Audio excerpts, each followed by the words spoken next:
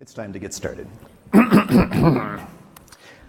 Hello, my name is Josh Scher, and I am a writer at Naughty Dog. I have been there for about 17 years now, and I have worn many hats. Most recently, I was the co-writer on Uncharted: The Lost Legacy, and that is our topic of discussion today. Specifically, character development in non-linear spaces, meaning that we created our first open world section for The Lost Legacy, which is a large exploratory section in the Western Ghats region of India. And it required that we rethink our tried and true narrative techniques. Now, one little caveat is that I did the outline for this talk and I realized I had about 70 minutes worth of material, and this is a 30-minute talk. So I turned this into kind of a high-level case study, a look at our thought process, or if you prefer, our making it up as we go along process.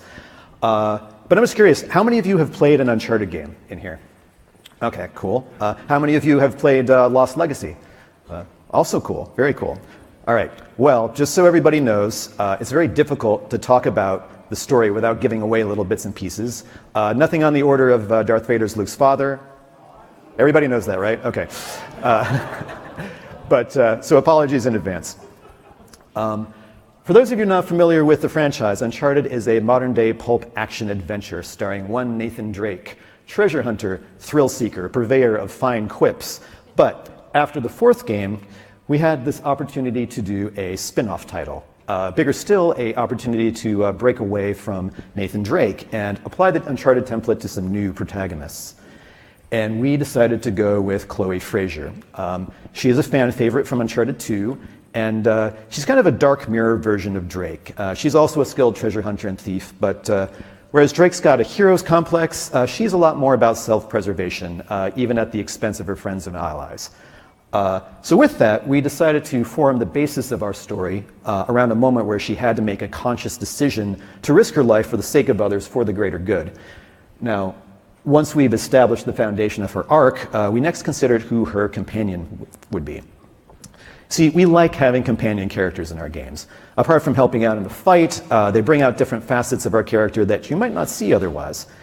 And companions are also great for building character through conversations and shared moments. In fact, when you see an Uncharted protagonist on their own, it's usually because they screwed up big time. So to recap, we want someone who provides contrast and conflict, someone who draws out the inner aspects of your main character and can be a catalyst for change. We considered many possibilities, but we kept circling back to Nadine Ross. She was one of our antagonists from Uncharted 4. She is the only antagonist to actually survive an Uncharted game. Very small club. She's at kind of an interesting place in her life. At the end of Uncharted 4, she has lost control of Shoreline, her private military company. She's somebody who's used to commanding an army, but now she's been reduced to asking Chloe Frazer, this low-life treasure hunter, for help and a job. Equally important, she also provided some interesting contrast for Chloe. Lots of good opportunities for growth and conflict for the both of them. And their similarities and differences, along with Chloe's arc from selfish to selfless, would form the basis for their relationship for the game. So we have our characters, and next we need a story. So here is a very brief rundown of the Naughty Dog process. With our games, the goal is to seamlessly combine story and gameplay, and as such, the story and design teams are in constant communication. The writers and directors develop the story outline and the beats. Most days that was some combination of myself, creative director and co-writer Shauna Skye, game director Kurt Marganow, and lead designer James Cooper. Now, while we're breaking down the story, the designers are busy prototyping gameplay mechanics and levels, but the teams often meet to share progress and make suggestions. And in the early days, the story can be adjusted to accommodate design and vice versa. So we try to get as much of that done early as we can. And ultimately, we create what we call the story macro. It's kind of a roadmap for story and design. It gets the whole team on the same page. We never write the entire script and hand it to designers and say, here, go make this, because we want to keep things nice and fluid to allow for changes and improvements. Now, not to say that anything's set in stone, it's still a living document, and we continue to fill in these story details. Now, to quickly summarize Lost Legacy for those who haven't played it, treasure hunter Chloe Fraser has hired ex-mercenary Nadine Ross to help her explore India and to recover the priceless and fictional Tusk of Ganesh before Asav, a cunning insurgent commander, uses it for his own nefarious purposes, and we're off to the races. Now, we design our games around a paradigm that we call the active cinematic experience. Active being the key. We like to keep things on the stick because we feel that moments conveyed through gameplay have a bigger impact. And we aim to sell a single cohesive story, no branching narratives. We do allow a lot of player agency within the confines of a level and the gameplay mechanics, but we cannot let them affect the outcome of the story. And we call this the wide linear approach. But since we know where the character and the player are going to be at all times, we can plot the character relationship and write accordingly, and we can tailor the visuals and narrative for the maximum impact. And that's kind of why we've avoided open world design. Pacing is paramount in our games, and with open world, the player sets the pace. And if the player doesn't feel the same urgency that your characters do, it kind of throws things off. And also, quite frankly, we want you to actually see all that beautiful and expensive content that we've produced. So, the thing is, that approach hasn't always jived with the exploratory spirit of the Uncharted series. So for Uncharted 4, we decided to dip our toe in the water a little bit. So there was the Madagascar level, which was massive with some wide exploratory loops, but ultimately we funneled you along this linear path. And then there was also the At Sea chapter, massive, lots of places to wander, but we signposted you to a trigger point that unlocked a linear path through the level. Now, our takeaway from this is that even though these levels weren't open per se, the pacing of these levels had to allow for the player taking their time. It couldn't be too urgent or dire. The whole, don't worry, I'll save you, ooh, what's that shiny thing over there, problem. It's kind of hard to keep the player immersed when they're distracted. But we knew that The Lost Legacy might be the last Uncharted game, so we kind of decided to go for it and create a true open space. Our chapter set in the Western Ghats region of India. And we soon discovered that creating a narrative in an open space required that we rethink our usual working methods. And the Western Ghats was the largest explorable space that we've ever made. So in this level, Chloe and Nadine climb a tower, conveniently placed as a vantage point. They find 3 ancient Hoysala Empire fortresses, each a mini level into itself. And inside, you climb cliffs, you solve puzzles, and you fight dudes. And once inside, you also find and activate these old valves to open the secret gate to the city of Halebidu. And if you feel so inclined, you also find 11 optional doodads scattered in various places and bring them back to a shrine overrun with monkeys. So, with all the different places that you can visit, and in any order, it all kind of adds up to a lot of different ways to play through the level. Impossible to account for all of them, let alone write for all of them. So, given that, how do we give the player freedom to choose their path while 1, developing Chloe and Nadine's relationship in a consistent way, and 2, not completely blowing our budget and our time constraints? So we started doing what we do with every level, which is to determine which moments need to occur and what info needs to be conveyed to the player. So we created this ever-evolving list, which gradually got narrowed down to this. That's kind of a lot. And you certainly don't want to do it all in the cutscenes. Now, it's important to remember also that this is just one chapter in the game. A big one, but still, we're not going from to high five, more like professional to tentatively friendly. So all the dialogue had to be calibrated accordingly. So next, we needed to determine where we were going to be doling all that information out. So we started by considering the player's main goals for the level, meaning the actions required in order to progress. Any story progression needed to be tied to one of those key elements. Now, moving along to the next phase of Chloe and Nadine. Can I just say Claudine now? Okay. Moving on to the next phase of Claudine's relationship was thus tied to players activating one of the 3 valves and thus completing one of the 3 forts. For everything else in the level, whether it was the monkey shrine, the tower, the collectible tokens, we couldn't tie the key character moments to those because there was no guarantee the player would ever see it. For the same reason, nothing outside those key events could be vital to the player's understanding of the story. And what's more, we realized that all the dialogue in the level had to be written with a neutral tone as a baseline. Not too friendly, not too cold, because otherwise, depending on where you heard it, it could feel out of order. But more on that in a little bit. So having determined where we would advance the story and the characters, the next step was determining how. So which of our narrative tools do we use to deliver which story beats? We use several tools for developing our characters all along the spectrum of interactivity and player agency. So at the top, in the non-active cinematic experience zone, we have cutscenes. And at the bottom, the dialogue that plays during moment-to-moment gameplay. Each of these tools have their strengths and weaknesses when it comes to telling an interactive story. So I'm going to break it all down like an ancient city.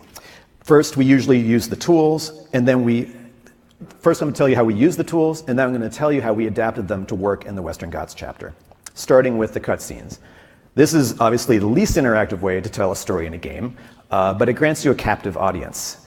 So we usually start writing these before anything else, because they're independent enough from the gameplay that they can be written even before levels are in block mesh form. And it helps us explore and define our characters. And because they're not interactive, we try to only employ them when absolutely necessary and to space them out as widely as possible. We save them for the key moments where the character beats, where we really want to see the emotion on the characters' faces, or we don't want the player to potentially interrupt it. I won't say it's impossible, it's very difficult to get any of these emotions any other way. And there, now you don't have to play the game. Please play the game. Okay. For the Western Ghats chapter, we felt that these were the beats best suited for the cutscenes, as they brought the characters closer and they moved Chloe along from her arc from selfish to selfless, also helping tie Chloe to her Indian heritage and helping set up Nadine's chance for redemption, also setting up Sam Drake's appearance later in the game for the benefit of people who didn't play Uncharted 4. So these cutscenes played after Claudine activated a valve at each of the 3 forts. It advanced their relationship in a nice, simple, linear progression that we could control for maximum narrative impact. Easy, right? Not so much. Why? Because it's an open world game. And the player could visit the forts in any order. If the scenes played out of order, that'd be kind of a disaster. And shooting the same cutscene to work in 3 different locations would be prohibitively expensive. So the solution was that we made the footprint of the 3 valve areas exactly the same.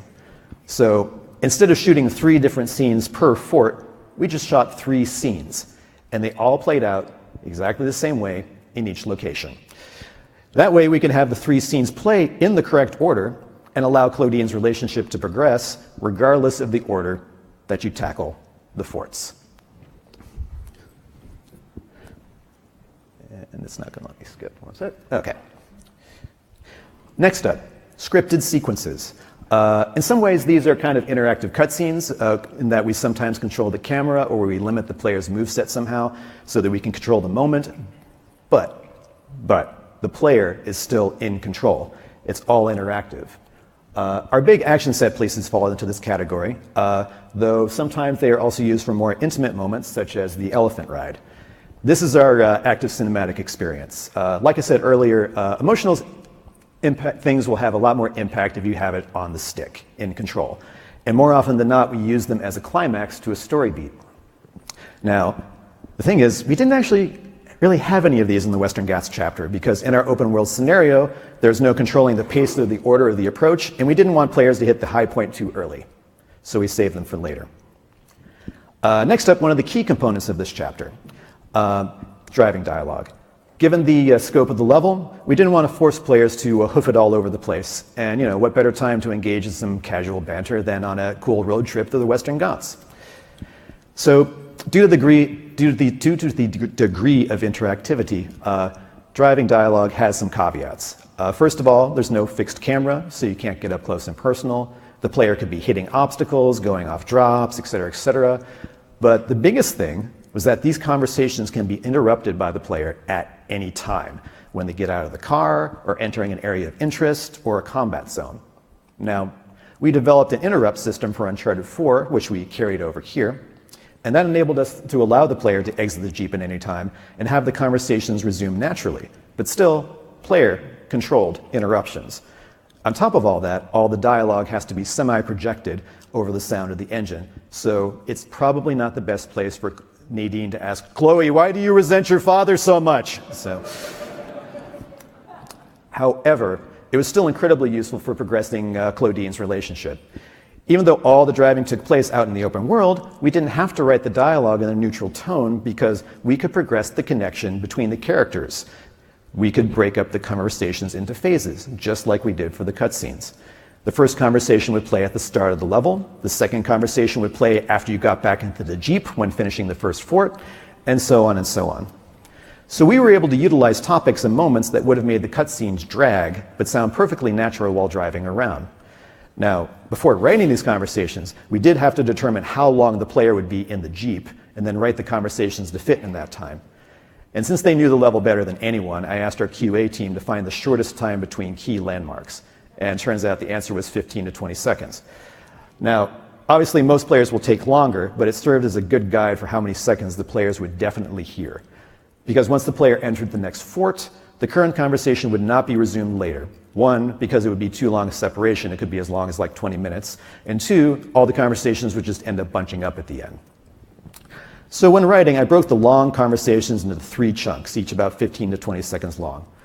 So the first chunk was a bit vital to Claudine's character arcs. Here we have Nadine assessing her current status and Chloe throwing in a bit of her personal philosophy. And you would definitely hear this bit before getting to the next fort. The second chunk built on the first with a bit of Chloe backstory and some Nadine philosophy. You would probably hear this, but if you didn't, it wasn't the end of the world. And then the last chunk, after a pause from the previous ones, would usually reserve for banter, a chance to see the characters talk about things in the outside world. Fun, but not essential, and if you missed it, no big deal. Now, while this was tricky to plan out, it was still relatively easy to control the tone and progression of Claudine's relationship, because we knew when the player would be hearing each conversation. However, this was not the case for level dialogue.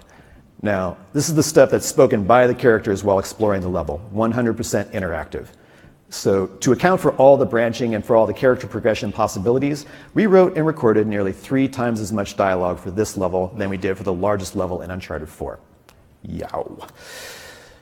On a base level, level dialogue is useful for several things, giving little nudges and hints, supplementing environmental storytelling, and filling in the historical backstory that would have bloated the length of the cutscenes. So here's an example from that. Hey, look, armaments. You were right, Nadine. I have my moments. It's all Persian. Looks to be a mix of Persian and Hoysala. For Islamic defense. So nice and simple, but sort of helps build things along. But level dialogue is equally important for creating a large number of little tiny character moments. These little moments can really add up to a lot. And this is where you can get the subtlety in. Not that the dialogue has to be subtle, and frankly it often isn't, but over time you build that slow, gradual relationship. And like I said earlier, when you can get these moments in the gameplay on the stick, they have a lot more impact on the player. So here's an example of what we can do through a classic Uncharted valving mechanic, pull-ups. Here, give me your hand. No matter what the player does, Chloe will not take Nadine's hand in this clip. I'm good, actually. Okay. Here, I've got you. All right, I can manage. Just accept my help. Here, though, she doesn't have a choice. Come on up. But only because you said please. I didn't, actually. Oh, no, no, no!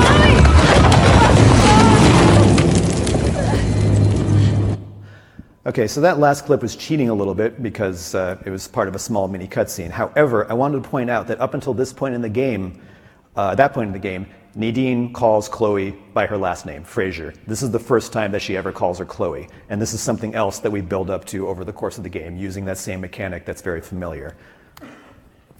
Now, we also use level dialogue to give characters more character.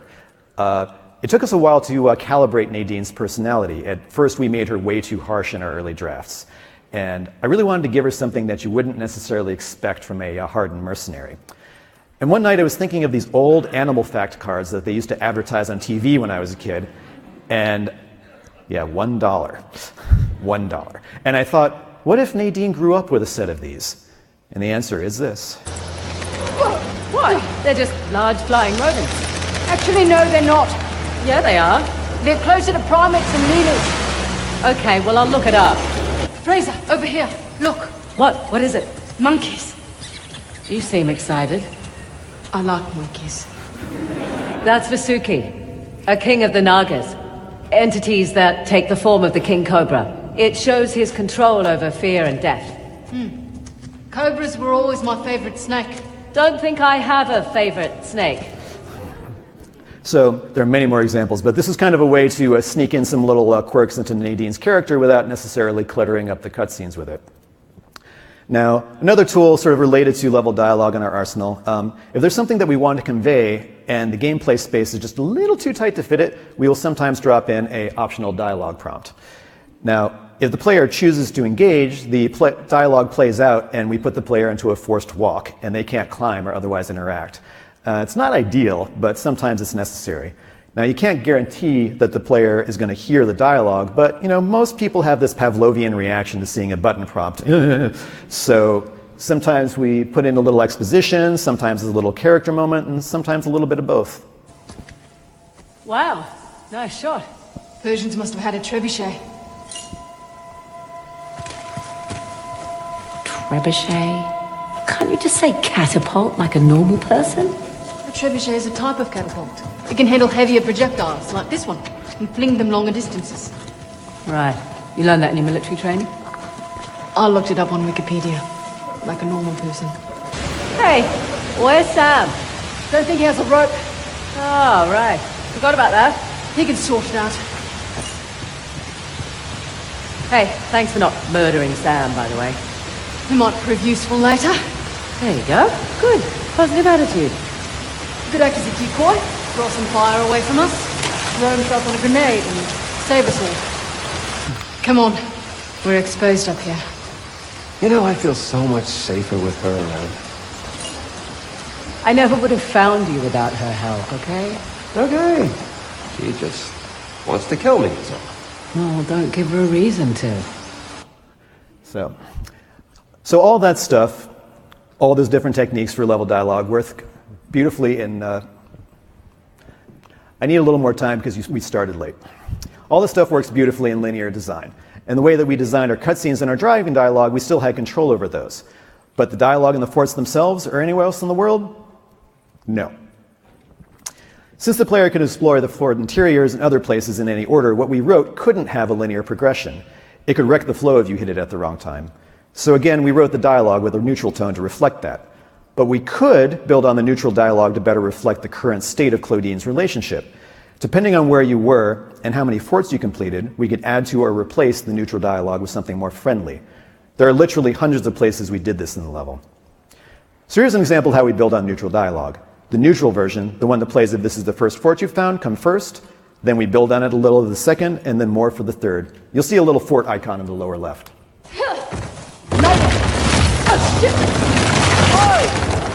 Well, you made it across at least. Damn it. See another way over here? Sit tight. Or stand. Stand tight. Copy that.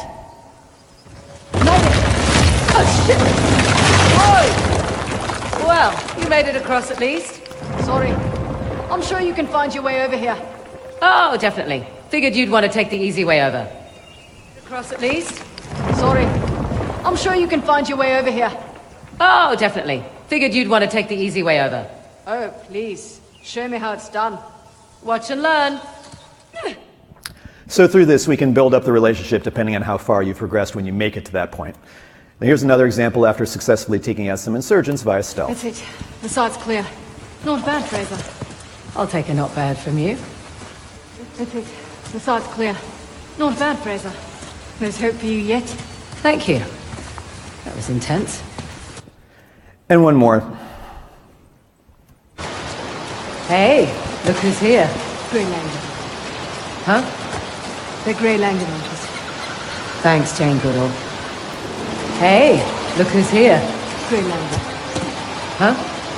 They're Grey Langdon hunters. You're adorable. Shut up. In the interest of time, I'm going to skip the last example of that and continue. Now, you may have thought, but Josh, you left environmental storytelling off that list of narrative tools. And you're right. We don't have too much time to cover it, but it's in there, obviously, all over the place. But it's a little bit different in Uncharted than something like, say, The Last of Us. With The Last of Us, it's set among... There we go. With The Last of Us, it's set among recognizable places and objects from our modern lives. And it's much easier to player to sort of like take it all in and interpret without comment. But with Uncharted, places are much more ancient, so we depend on our characters to comment on it to understand the understanding of the story. We do that through other techniques, especially level dialogue, as you saw a little bit earlier.